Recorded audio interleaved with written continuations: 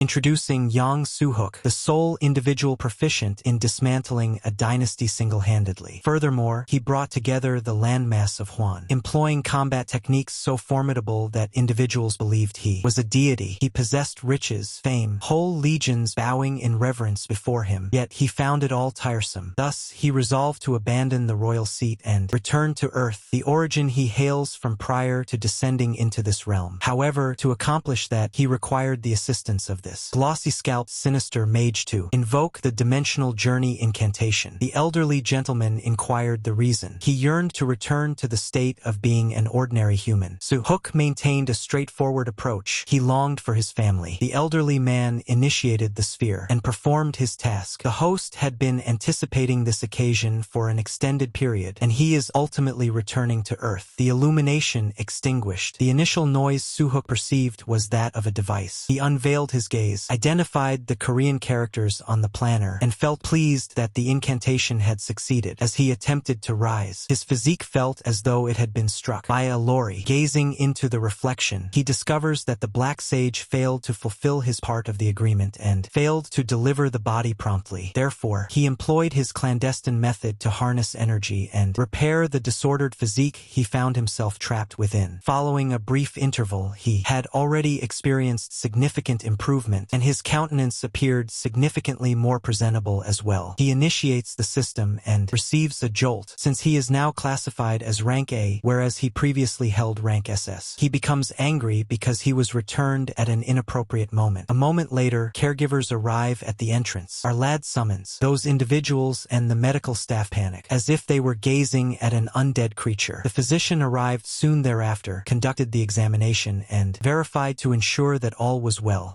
That was worrisome because he had remained unresponsive for 5 years. Hook was unable to comprehend that the hairless elderly gentleman dispatched him 5 years later than he ought to have. The man simply became immobilized, remaining silent. The physician departed, and he remained there, immobilized. However, at that moment an individual unlatched the door. It was his younger sibling, Sutera, weeping and gazing at him, incapable of accepting that he had ultimately roused. Hook assures her that all is well. She subsequently begins elucidating on an influence portal that occurred 5 years prior. It created a chasm in the center of the metropolis, obliterating all that surrounded it. Amidst the turmoil, she gazed upward and observed numerous gateways in the atmosphere. Fighters surged in to battle the creatures. Now, 5 years later, the globe has transformed significantly due to that occurrence. Hook understands he has a considerable amount to make up for. As a result, here on the planet there are indeed individuals marketing bottled flatulence online. Shifting the topic, he inquires about the educational institution. Sukiya states she did not attend university and has been striving to generate income instead. The main character realizes she is being dishonest, yet release it. Following extended discussions, he begins to experience recollections. During his most recent encounter with his father, who was perpetually laboring while all he desired was to engage in play, yet his father never had the opportunity for that. He was an unsuccessful author who never achieved. He devoted his entire existence yearning to become a poet, but never succeeded in accomplishing it. As Hook matured, he began expressing his thoughts to the extent that he ceased to feel pride, to refer to him as his father. One afternoon, he was strolling along the avenue when the initial gateway emerged directly behind him and drew him closer. His father arrived in an attempt to rescue him, but it was already beyond redemption. That was the final occasion he ever beheld the individual. At this moment, his father enters the chamber, lets the sack fall onto the ground, and, with a trembling voice, expressed remorse due to insufficient funds to provide his son with superior care. Suhook wept like a small child and informed him that it was not his responsibility. The pair embraced. 3 days afterward, Suhook was released from the medical facility. The family had relocated to a considerably more modest location than he recalled. 5 years of medical expenses had depleted the household's monetary resources. Thus, he reached a conclusion. He required funds as swiftly as feasible. In this novel realm teeming with gateways and subterranean chambers, individuals with extraordinary talents had transformed into the new aristocracy. Thus, the quickest method to earn substantial income was to become a hunter. The issue was that his physique remained, experienced 90% bodily contamination due to the extended state of unconsciousness. However, that did not deter him. He devoted days ascending and descending those staircases. Nevertheless, the advancement was gradual. Subsequently, Subsequently, he reflected on his relatives, who was laboring solely to settle the medical expenses. That is when he directed his focus, reinforced his determination, and began sprinting once more without pausing. Regardless of the discomfort, he's not surrendering. The sun was beginning to descend, and he continued to ascend and descend those steps. Individuals began to converse. Following days of racing, he ultimately acquires an additional point in power and endurance. Additionally, his rank increased to 2, and as a result, his body completely rejuvenated. At this moment, he has the opportunity to transform into a hunter. The following day, within the Hunter Association edifice, he proceeds directly to the enrollment area. Before long, his efforts are disrupted. Suhuk enters the chamber discussing the examination. Absent. With great fervor, the individual elucidates that he must place his hand on the sphere, and if it illuminates, he will be roused. The former sovereign is convinced that many individuals arrive there under the impression that they are exceptional, yet they are not at that stage. Due to the portal, he is aware that he is indeed one of them, and, as anticipated, the sphere radiates brilliance at his contact. The gentleman commends him and states that he will enroll him immediately, initially presenting him with a document to endorse. Suhuk believes the procedure is more straightforward than anticipated, as he merely needed to verify the existence of mana. Before long, he completes the paperwork, and once finished, he submits it. However, there appears to be something amiss. The individual claims he remains at level 1, yet he has 32 abilities recorded, prompting the former emperor to inquire if that poses an issue. He responds with a negation, simply indicating that it lacks logic, and in frustration, advises him not to interfere with him. Suha considered the figure somewhat elevated, yet he didn't find it particularly strange, and it's disheartening that they lack faith in his account. He inquires whether he may switch the window to public mode to demonstrate it. The individual expresses that it is feasible, yet he seeks to comprehend the intentions behind his strategy. In reply, Suhuk promptly reveals his window, astonishing him. There are so many that it leaves the individual truly astonished, coming to the realization that there are indeed more than 10 abilities, and even more remarkably, that they all hold a rank of A or above. Suhuk inquires whether he trusts him at this moment, to which the man consents, stating that he will complete the registration as swiftly as he can, and he even expresses remorse for failing to identify him sooner. As pledged, it has been completed and forwarded to another individual. To Ocean Wu of the Hunters Association, the man inquires whether this is genuinely what he is witnessing, and the other affirms he witnessed it firsthand, asserting that it is entirely factual. He gazes at the document once more, focusing on the individual's name. The auburn-haired individual believes it has been quite a while since a captivating newcomer appeared. In the interim, Suhuk is outdoors, sprinting through the urban landscape to return, completing that jog from the organization to my residence creates. Make him sense as if his heart is about to burst. At the very least, his endurance increased by 1. The system incentives are favorable, and he even believes that at this pace, he may ultimately develop diabetes. The former emperor also believed he could commence hunting right after registering, but that was not true, as one must first finish a fundamental training program. This is a nationwide initiative aimed at safeguarding individuals from being overwhelmed when they venture into dungeons unprepared and uninformed. Commences at the conclusion of each month. Currently, it is still October 26th, with merely 5 days remaining. Suhuk is aware that this training is unnecessary for him, yet it is a process that cannot be evaded. Therefore, in the meantime, he intends to engage in extensive training and enhance his physique even further. The former sovereign must undertake this for his kin, as well as for his own benefit, and just as swiftly, the 5 days elapsed in the blink of an eye.